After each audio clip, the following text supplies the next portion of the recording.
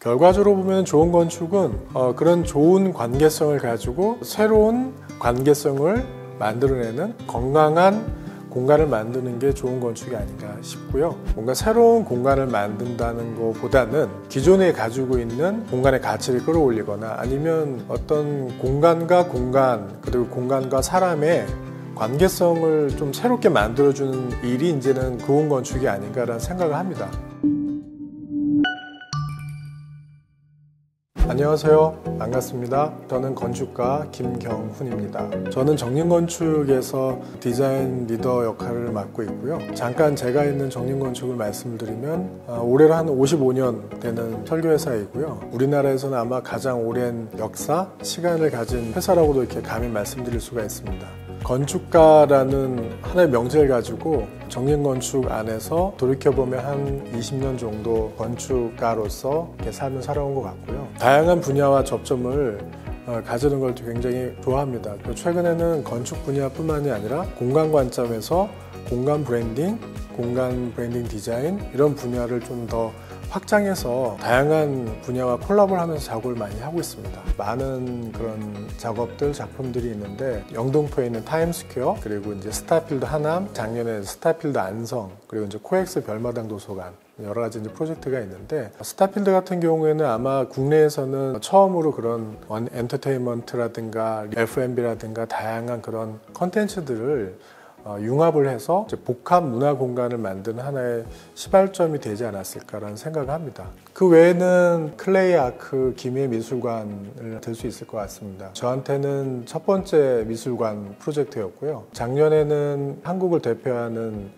건축물 베뉴에도 올라가고 아시아 디자인 프라이즈에서 2020년에 골드 메달을 수상했었습니다. 미술관 전체가 다 이렇게 원형으로 이렇게 되어 있는 프로젝트인데 당시에 도예 작가로 계시는 분께서 콜라보를 하는 작업을 했습니다. 그래서 아마 조금 더 이슈가 되지 않았나 이렇게 생각이 됩니다. 그동안에 정말 무수히 많은 설계 공모를 했었어요. 저한테 건축, 설계, 디자인에서 터닝포인트가 있는데 거슬러 올라가면 2003년도 때 일인데요. 제가 주도적으로 디자인을 해서 하는 현상 설계로는 처음이었던 것 같고요. 프로젝트는 법원이에요. 각 지방마다 법원이 있어요. 강릉에 있는 법원을 현상 설계를 하는 거였고요. 밤새도록 여러 가지 그런 고민도 많이 하고 일도 많이 하고 그랬는데 마감하는 당일인데 아무래도 이제 현상 제출은 마감일이 생명이에요. 그 마감일을 지키지 못하면 아무 소용이 없거든요.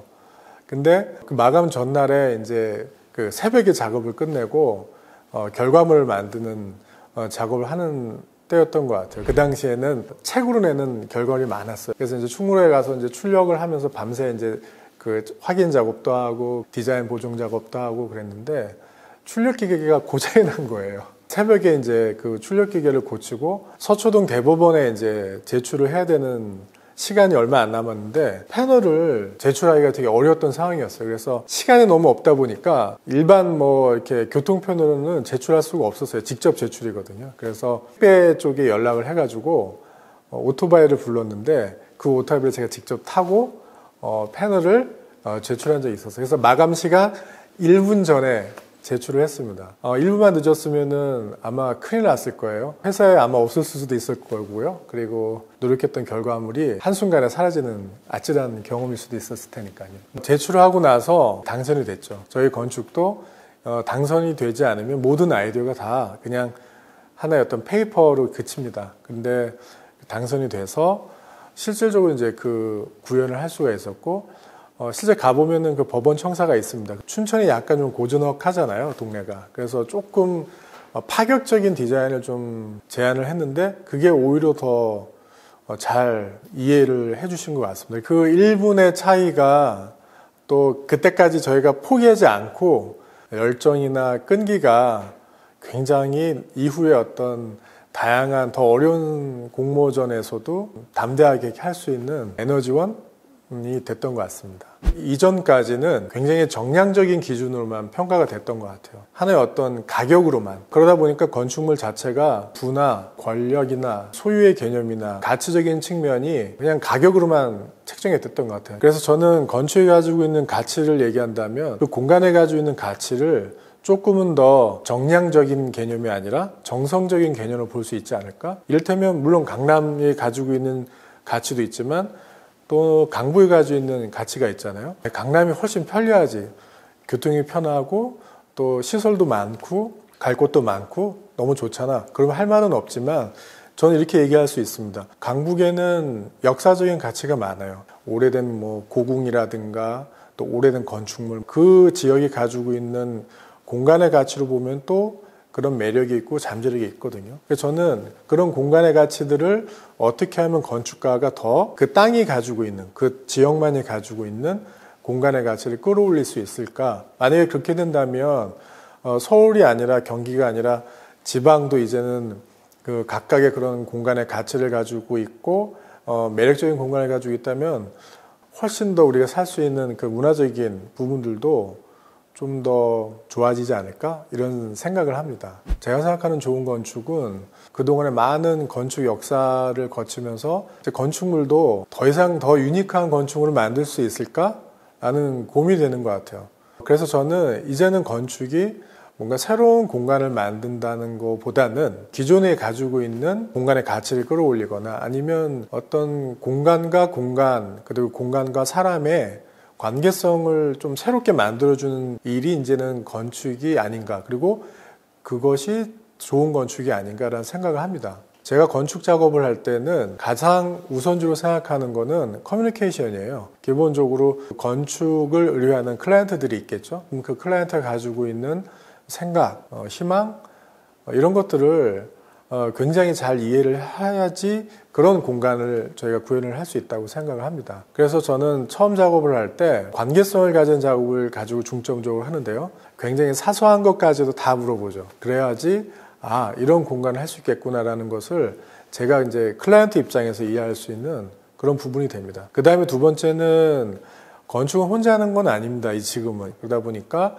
팀 내에서의 관계성도 중요합니다. 리더로서 어떠한 디자인 리더십을 가지고 팀과 소통해야 되는지도 되게 중요하고요. 또 건축은 다양한 분야가 있어요. 건축 말고도 저희가 이제 일반적으로는 구조 분야, 뭐 설비 분야, 토목 분야, 조경 분야 이렇게 다양한 분야들이 같이 협업을 해서 하는 작업입니다. 그러다 보니까 같이 하는 그런 파트너들과의도 커뮤니케이션이 굉장히 중요하죠. 결과적으로 보면 좋은 건축은 그런 좋은 관계성을 가지고 새로운 관계성을 만들어내는, 그래서 좀 건강한 공간을 만드는 게 좋은 건축이 아닌가 싶고요. 그래서 저는 소통을 잘하는 건축이 중요하다고 생각을 합니다.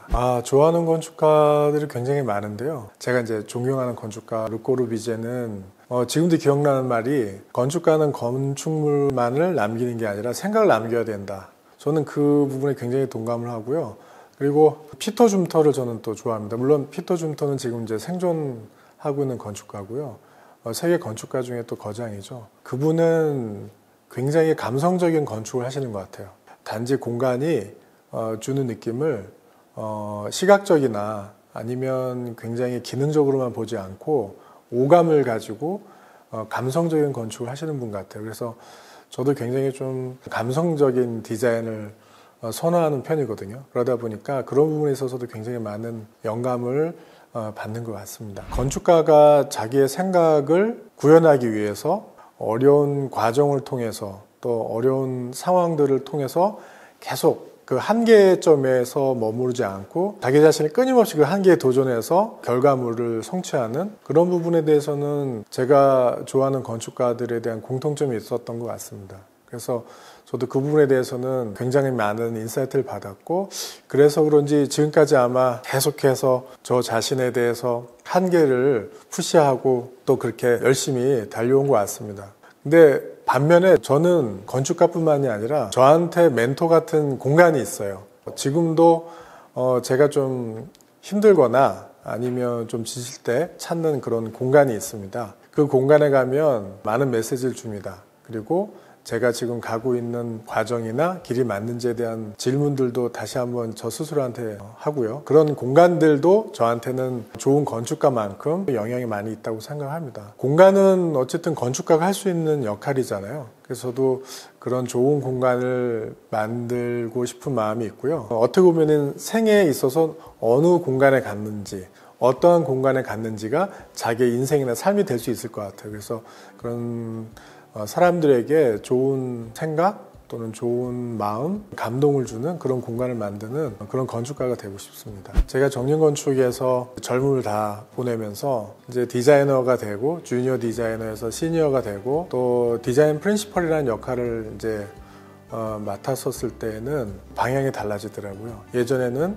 저의 생각으로 좋은 건축물, 좋은 어떤 건축 환경, 그리고 좀 더 유명한 건축물 이런 것들을 좀 만들어야겠다는 저만의 욕심이 있었던 것 같아요. 그런데 성장을 하면서 주니어들 건축가들하고 같이 하나의 어떤 목표점을 가지고 디자인 리더십을 가져가는 게 굉장히 중요하다고 생각을 했습니다.